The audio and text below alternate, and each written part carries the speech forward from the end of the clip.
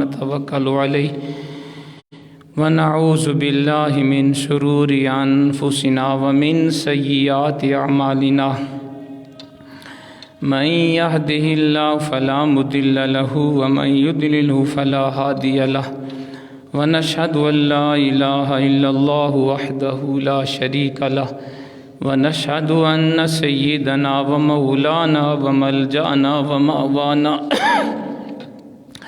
سیدنا وحبیبنا وحبیب ربنا محمدا عبدہ ورسولہ صلی اللہ تعالی علیہ وعلا آلہ واصحابہ وبارک وسلم اما بعد فاعوذ باللہ من الشیطان الرجیم بسم اللہ الرحمن الرحیم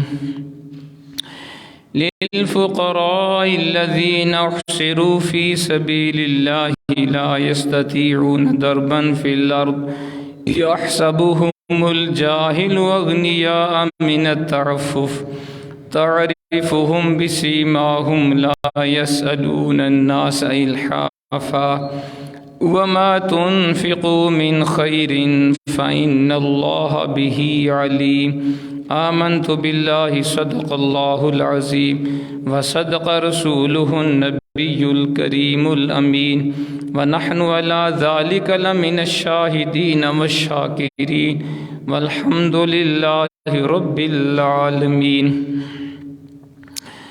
إن الله وملائكته يصلون على النبي يا أيها الذين آمنوا صلوا عليه وسلموا تسلیما درود پاک اللہم صل علی سیدنا محمد وعلی آل سیدنا محمد وبارک وسلم علیہ الصلاة والسلام علیک یا سیدی یا رسول اللہ وعلی آلک واصحابک یا سیدی یا حبیب اللہ الصلاة والسلام علیک یا سیدی یا رحمت للعالمین وعلى آلک واصحابک یا سیدی یا شفیع المذنبین والحمد للہ رب العالمین۔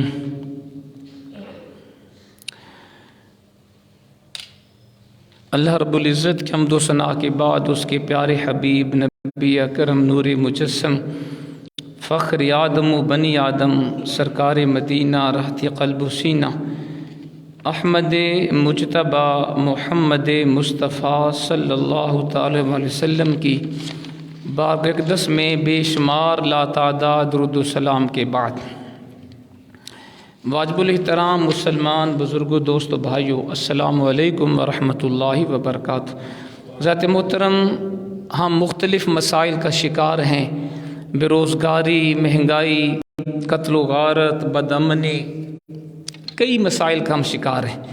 اس وقت بہت بڑا مسئلہ وہ مہنگائی، بے روزگاری کا ہے اور بدامنی بھی ہے، قحط سالی ہے، بے روزگاری ہے، کئی مسائل ہیں۔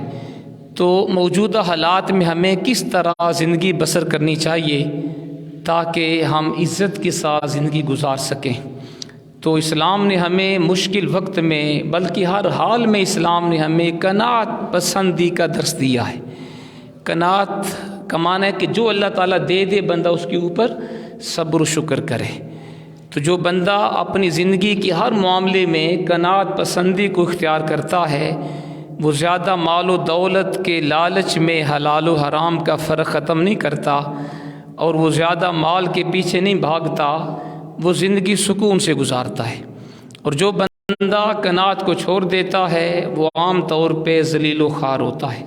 تو اس لیے ہمیں اسلام کے احکام کو فالو کرنا چاہیے اور ہمیں ہر معاملے میں قناعت پسند ہونا چاہیے، خاص طور پہ مہنگائی کے وقت، بے روزگاری کے وقت، قحط سالی کے وقت ہمیں زیادہ اس اسلام کے اصول کو اپنانا چاہیے۔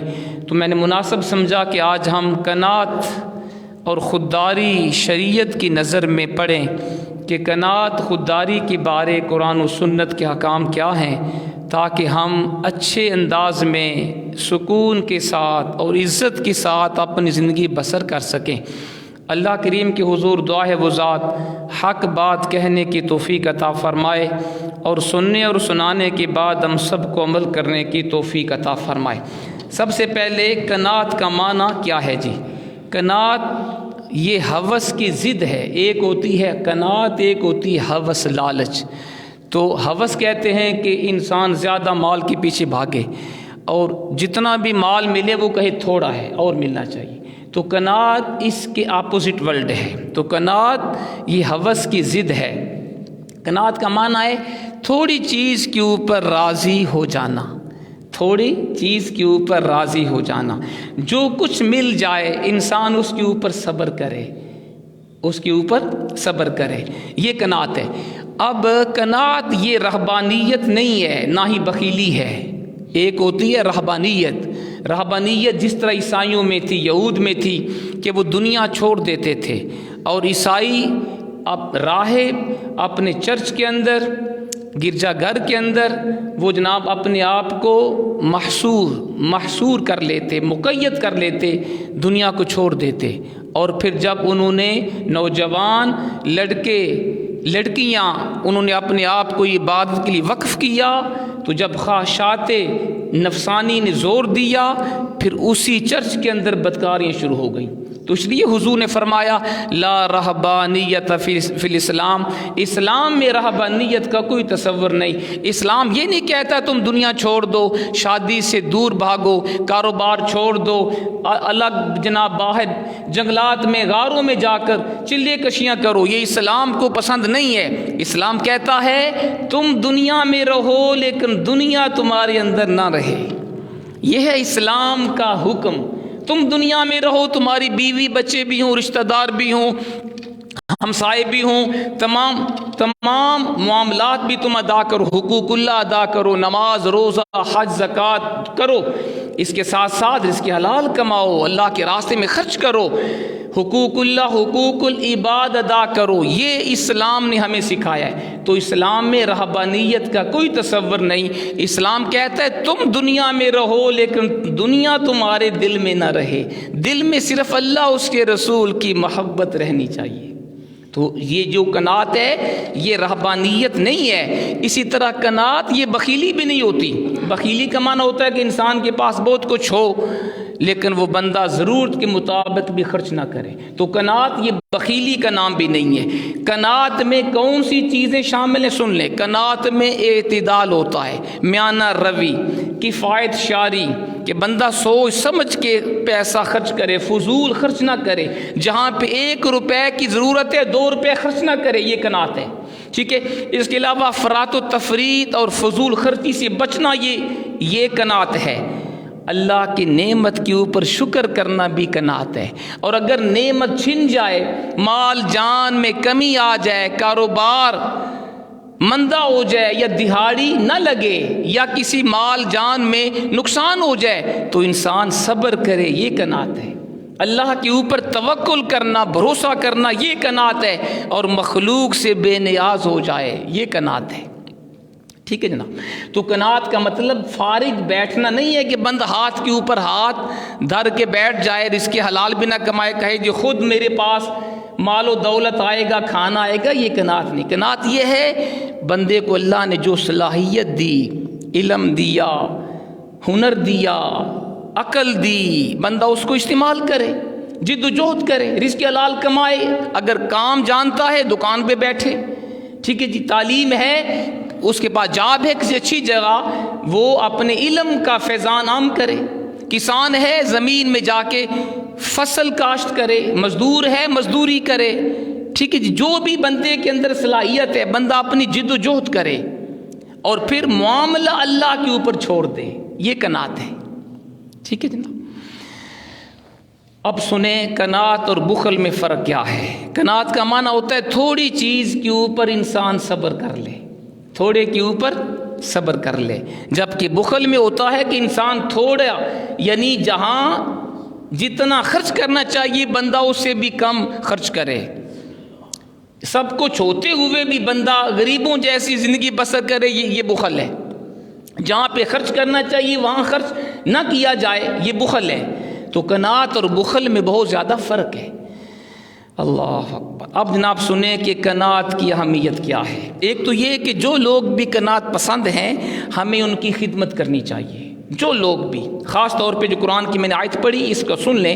اللہ کریم نے قرآن میں فرمایا للفقراء الذین احصروا فی سبیل اللہ لا یستطیعون ضربا فی الارض یحسبهم الجاہل اغنیاء من التعفف، فرمایا یہ خیرات ان فقراء کے لیے ہے جو اللہ کے راستے میں روک دیے گئے، جو زمین کے اوپر وہ دوڑ دھوپ کی طاقت نہیں رکھتے، اور ناواقف لوگ ان کے طمع سے باز رہنے کی وجہ سے ان کو وہ مالدار سمجھتے ہیں۔ خیرات ان کے اوپر کرنی چاہیے۔ اے حبیب آپ تعرفہم بسیماہم، آپ اپنے ان صحابہ کو پیشانیوں سے پہچانتے ہیں۔ لا یسألون الناس الحافا، وہ آپ کے غلام لوگوں سے لپٹ کے سوال نہیں کرتے۔ وما تنفقوا من خیر فإن اللہ بہ علیم، جو تم نیکی میں سے خرچ کرو گے اللہ اس کو جاننے والا ہے۔ تو یہ آیت کریمہ بتا رہی ہے کہ وہ حضور کے غلام، یہ خاص طور پہ وہ صحابہ کرام جو اصحاب صفہ ہیں جن کے لیے مسجد نبوی شریف میں حضور نے چبوترا بنایا تھا، اور حضرت ابو ہریرہ ان اصحاب صفہ کے سرخیل تھے۔ یہ تقریباً 70 صحابہ تھے جن کے نہ کاروبار تھا، نہ رشتہ دار تھے، نہ بچے تھے، ہمہ وقت خدا کے گھر میں حاضر رہتے، حضور کے فرامین سنتے، اسلام کے احکام سیکھتے، اور جہاں پہ کوئی وفد بھیجنا پڑتا، فوج بھیجنا پڑتی، حضور ان کو بھیجتے۔ تو ان کے بارے میں خاص طور پر قرآن نے کہا کہ یہ جو خیرات ہے، صدقات ہے، یہ ان غریب مسلمانوں کے لیے ہیں جو اللہ کے راستے میں ہیں اور وہ مصروفیات کی وجہ سے کاروبار کی طاقت نہیں رکھتے۔ لیکن یہ حکم عام ہے۔ آج بھی جو علماء کرام مبلغین اسلام ہیں، جو دین کا صحیح کام کر رہے ہیں، جن کو اتنے وہ مصروف ہیں، شب و روز اللہ رسول کے احکام کو پھیلا رہے ہیں، ان کے پاس وقت ہی نہیں ہے کہ وہ پارٹ ٹائم کسی قسم کی جاب کریں۔ وہ علماء اور مبلغین اسلام بھی ہماری خیرات کے بہترین حقدار ہیں۔ یہ جو آپ نعت خوانیوں کے اوپر، قوالیوں کے اوپر جو لاکھوں روپیہ آپ برباد کرتے ہو نا، اس سے کہیں اچھا ہے علماء کرام کی خدمت کیا کریں جو دین اسلام کے پیغام کو عام کر رہے ہیں۔ دینی مدارس کے اوپر خرچ کیا کرے، جہاں سے علماء کرام تیار ہو کر فی سبیل اللہ رسول کے احکام کو پھیلاتے ہیں۔ تو قرآن کی آیت بتا رہی ہے وہ علماء جو 24 آورز اسلام کے لیے وقف ہیں، قرآن و سنت عوام کو سکھا رہے ہیں اللہ کی رضا کے لیے، ان کا خیال رکھو، ان کے اوپر خرچ کرو۔ یہ بھی اس آیت کا معنی ہے۔ تو ذات محترم، قناعت کے فضائل کیا ہیں؟ اللہ کریم جتنا دے اس کے اوپر صبر انسان کرے، شکر کرے۔ کوئی نعمت چھن جائے بندہ اس کے اوپر بابیلا نہ کرے، اللہ کی نعمتوں کی ناشکری نہ کرے۔ اس کے فضائل کیا ہیں؟ چند حدیث طیبہ سماعت فرما لیں۔ عن سیدنا عبداللہ بن عمر رضی اللہ تعالی عنہما قال قال رسول اللہ علیہ الصلوۃ والسلام قد افلح من اسلم ورزق کفافا وقنعه اللہ بما آتاہ، رواہ الامام مسلم۔ امام مسلم صحیح مسلم کے اندر جو سیاستہ کی بخاری کے بعد کتاب ہے، اس حدیث پاک کو روایت فرماتے ہیں حضرت عبداللہ بن عمر، اس حدیث کے راوی ہیں۔ نبی کریم رؤوف الرحیم علیہ الصلوۃ والسلام نے فرمایا قد افلح من اسلم، وہ بندہ دنیا آخرت میں کامیاب ہو گیا جو اسلام لایا۔ وہ بندہ دنیا آخرت میں کامیاب ہو گیا جو اسلام لایا۔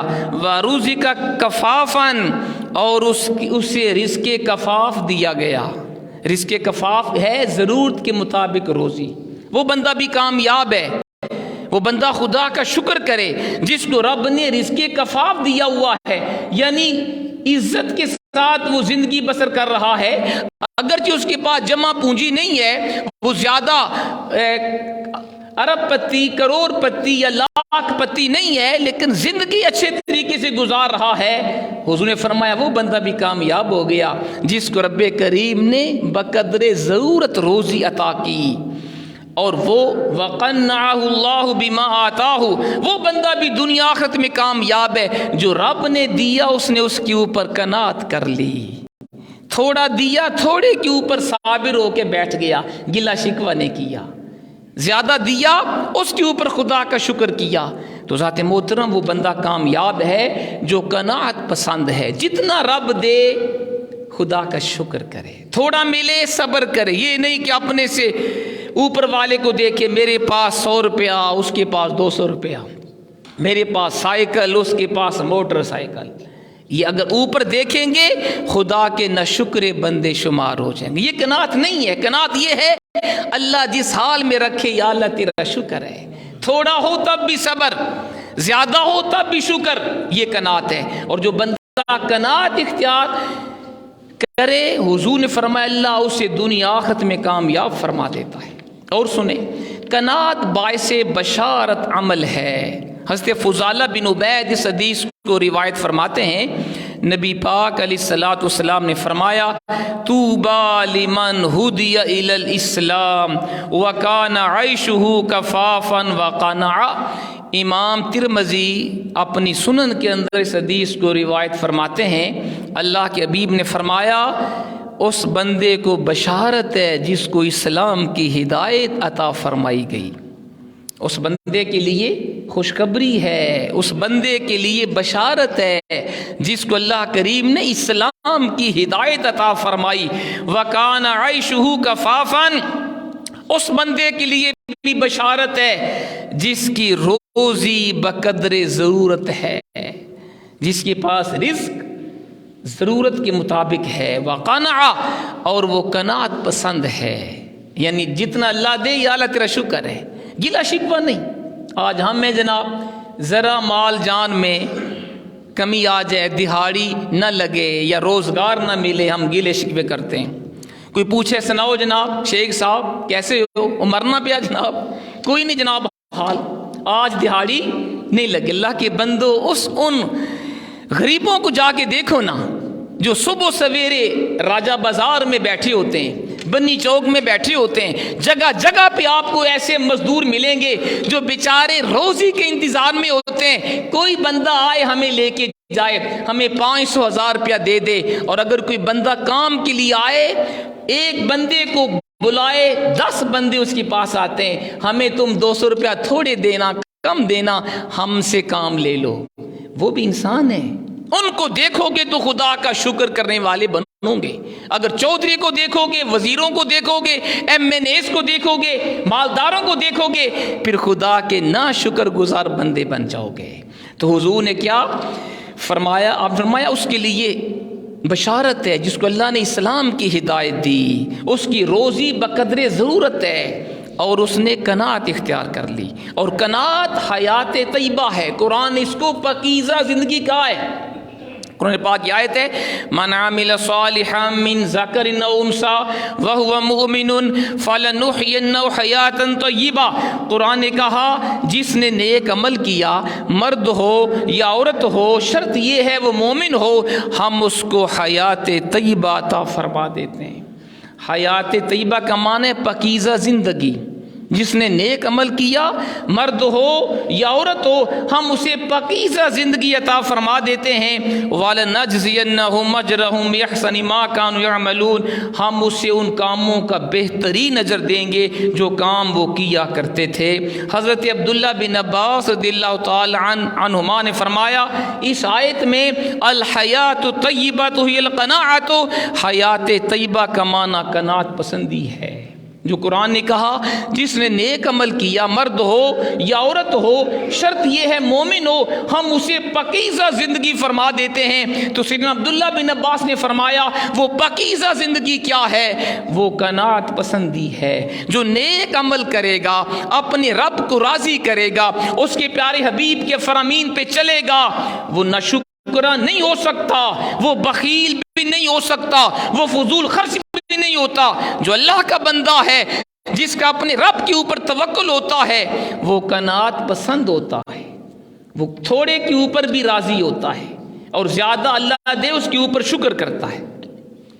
قناعت کی بدولت رزق کی فراوانی ہوتی ہے۔ جی یہ بات سن لیں، ہم ہیں نہ صبرے لوگ، اگر کاروبار مندہ ہو جائے، بے روزگاری ہو جائے، مہنگائی جیسا کہ آج کل عروج پر ہے، ہم سب کچھ ہوتے ہوئے بھی کہتے ہیں جی کوئی ہمارا حال نہیں ہے، جی کوئی پوچھے سناؤ جناب، وہ جی کوئی نہیں حال جناب۔ ہم لوگوں سے مانگتے ہیں، لوگوں سے توقع رکھتے ہیں، اللہ سے نہیں مانگتے۔ اللہ سے مانگنے والا کبھی رسوا نہیں ہوتا، اور لوگوں سے مانگنے والا کبھی عزت نہیں پا سکتا۔ یہ سنیے حضور کا بڑا پیارا فرمان عالی شان۔ حضرت عبداللہ بن مسعود اس حدیث پاک کو روایت فرماتے ہیں، قال رسول اللہ علیہ الصلوۃ والسلام، حضور نے فرمایا، من نزلت به فاقة فانزلها بالناس لم تصد فاقته۔ حضور نے فرمایا جس بندے کے اوپر اللہ نے فاقہ اتارا، غربت اتاری، اور اس بندے نے لوگوں کو اپنا فاقہ بتایا، غربت بتائی تاکہ میری غربت دور ہو جائے، اس نے فرمایا اس کی غربت کبھی دور نہیں ہوگی۔ وَمَن نَزَلَتْ بِهِ فَاقَةٌ فَأَنزَلَهَا بِاللَّهِ فَيُوشِكُ اللَّهُ لَهُ بِرِزْقٍ عَاجِلٍ أَوْ آجِلٍ۔ حضور فرماتے ہیں جس کو اللہ نے غربت میں ڈالا، فقر و فاقہ آ گیا، بے روزگاری آ گئی، لیکن اس بندے نے کسی انسان کو اپنے دل کا دکھ نہیں بتایا، اس نے اللہ کی بارگاہ میں اپنے درد دل کو بیان کیا، یا اللہ تو میرا رازق ہے، تو میرا مالک ہے، میں کسی انسان سے نہ مانگوں گا، نہ کسی انسان کو اپنا حال دل سناؤں گا، میں تیرے سے مانگوں گا، تو میرا خالق ہے، تو میرا مالک ہے، تو میرا رازق ہے، تو سب کچھ دینے والا ہے۔ حضور فرماتے ہیں جس نے غربت کے وقت دنیا سے نہیں مانگا، اپنے رب کی بارگاہ میں حاضر ہو کر اس سے مانگا ہے، اللہ کریم اسے جلدی یا بدیر رزق فراخ عطا فرما دے گا۔ یہ ممکن نہیں ہے اللہ اس کو خالی ہاتھ واپس بھیج دے۔ ہاں یہ ممکن ہے کہ وقتی طور پہ نہ ملے، ایک دو دنوں کے بعد یا ہفتے کی بعد مل جائے، جلدی اللہ دے گا یا دیر سے دے گا ضرور۔ اس حدیث پاک سے پتہ چلا جس کے اوپر بھی غربت آ جائے، فقر و فاقہ آ جائے، مہنگائی ہو جائے، بے روزگاری، وہ گلے شکوے نہ کرے، لوگوں سے جا کے بھیک نہ مانگے، اللہ سے مانگے، اور اس یقین سے مانگے رب دینے والا ہے، اور وہی دے گا تو میری ضرورتیں پوری ہوں گی۔ حضور نے فرمایا اللہ اس کو جلدی دے دے گا رزق، یا کچھ دیر سے دے دے گا، لیکن دے گا ضرور۔ ایک اور حضرت امام کشیری جو بہت بڑے صوفی بزرگ ہیں، آپ نے بڑی پیاری بات کی۔ آپ فرماتے ہیں وَدَعَ اللَّهُ تَعَالَى خَمْسَةَ أَشْيَاءَ فِي خَمْسَةِ مَوَاضِعَ، اللہ کریم نے 5 چیزوں کو 5 جگہوں کے اوپر رکھا ہے۔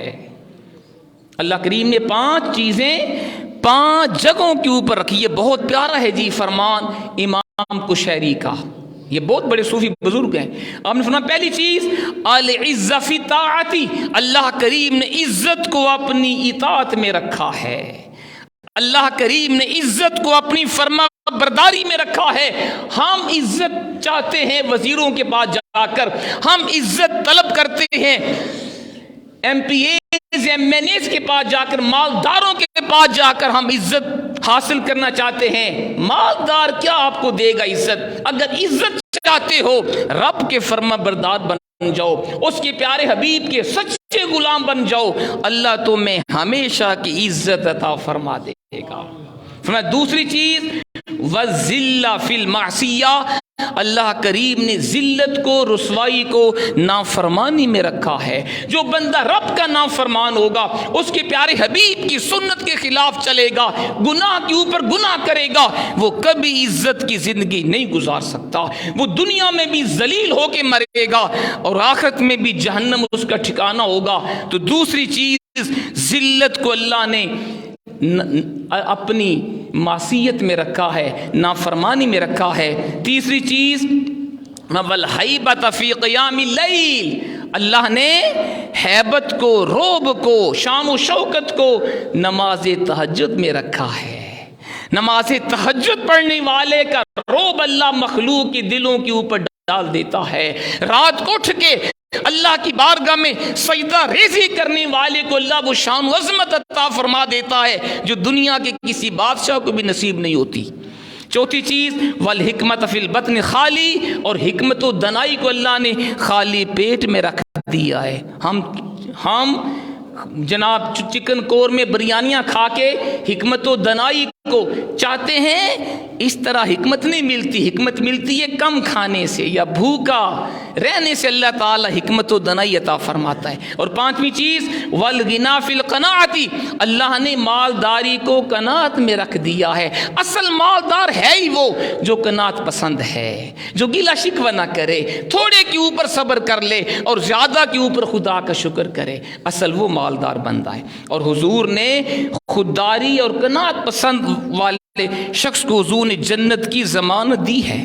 حضور کا بڑا پیارا فرمان علی شان سن لیں، حضرت ثوبان حضور کے بڑے پیارے صحابی اس حدیث پاک کو روایت فرماتے ہیں، حضور نے فرمایا من یکفل لی اللہ یسأل الناس شیئا واتکفل لہ بالجنہ، آپ نے فرمایا جو مجھے اس بات کی ضمانت دے گا وہ لوگوں سے کسی شے کا سوال نہیں کرے گا، میں اللہ کا رسول اسے جنت کی ضمانت دیتا ہوں۔ سبحان اللہ۔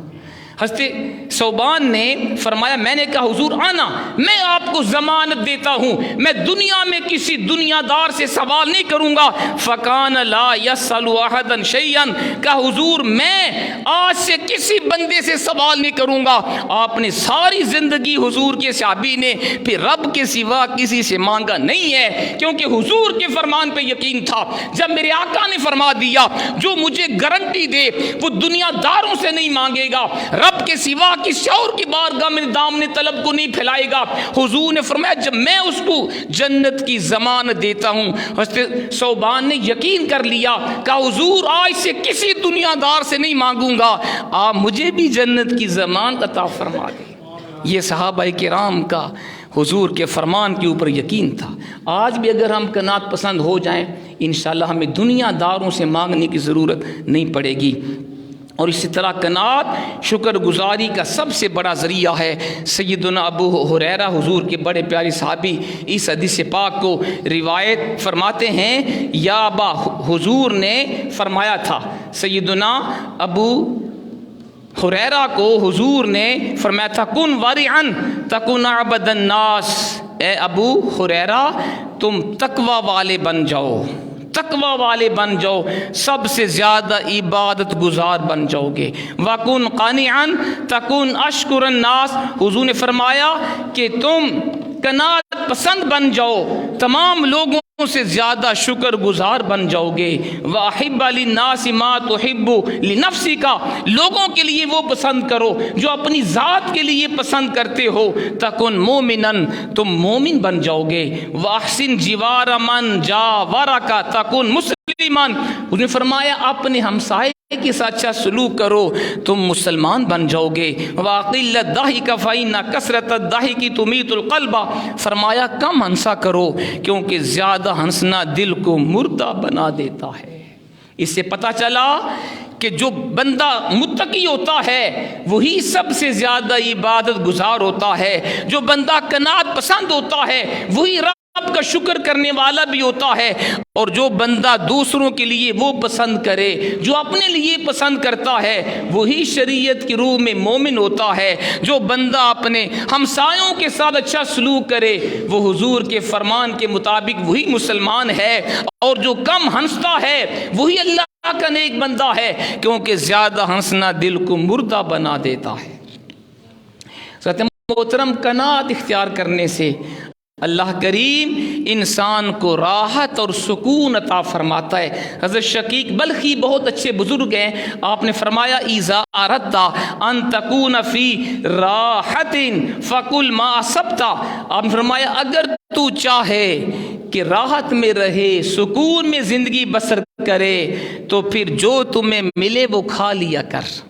یہ نہ کہا کر کہ آج چکن بریانی قورمہ کیوں نہیں پکا، دال کیوں پکی ہے گھر میں، سبزی کیوں پکی ہے، نہیں، جو ملے کھا لیا کر۔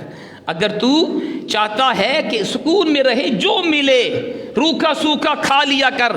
والبس ما وجدتا، جو اللہ تمہیں دے وہ پہن لیا کر، ضد نہ کیا کرو کہ میں نے قیمتی لباس پہننا ہے، نیا لباس پہننا، جو اللہ دے وہ پہن لیا کرو۔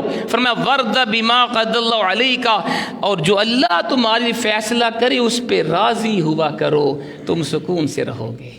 یہ طریقہ ہے راحت میں زندگی بسر کرنے کا۔ ذات محترم قناعت پسندی خودداری باعث عزت ہے۔ حضرت جبریل حضور کی بارگاہ میں حاضر ہوئے اور آ کے حضور سے کہا یا محمد شرف المومن قیام اللیل، حضور بندہ مومن کی عظمت نماز تہجد پڑھنے میں ہے، وعزہ استغناہ عن الناس، بندہ مومن کی عزت لوگوں سے مستغنی ہونے میں ہے۔ تو ذات محترم اسی طرح حضور نے فرمایا انما الغنا غنى القلب والفقر فقر القلب، اصل مالداری دل کی غنا ہے اور اصل غربت دل کا غریب ہونا ہے۔ مالدار وہ نہیں ہوتا جس کے پاس مال و دولت ہو اگرچہ پرلے درجے کا کنجوس ہو، وہ مالدار نہیں ہے۔ مالدار وہ ہے پیسہ تھوڑا بھی ہو لیکن دل غنی ہو، وہ ہے مالدار۔ پیسہ تھوڑا ہو یا زیادہ اس سے فرق نہیں، دل اس کا مالدار ہو کہ جہاں پہ خرچ کرنا چاہیے دل کھول کے خرچ کرے نیکی کے کاموں میں۔ اور فرمایا اصل فقیر وہ نہیں ہوتا جس کے پاس مال و دولت تھوڑا ہو، اصل فقیر وہ ہے جس کا دل غریب ہے۔ یہ ہے چیز۔ تو انسان کا دل غنی ہونا چاہیے، راہ خدا میں دل کھول کے خرچ کرنا چاہیے، اصل یہی غنا ہے۔ اللہ کریم ہمیں شریعت کے احکام کے اوپر عمل پیرا ہونے کی توفیق عطا فرمائے۔ آف کریں ذات محترم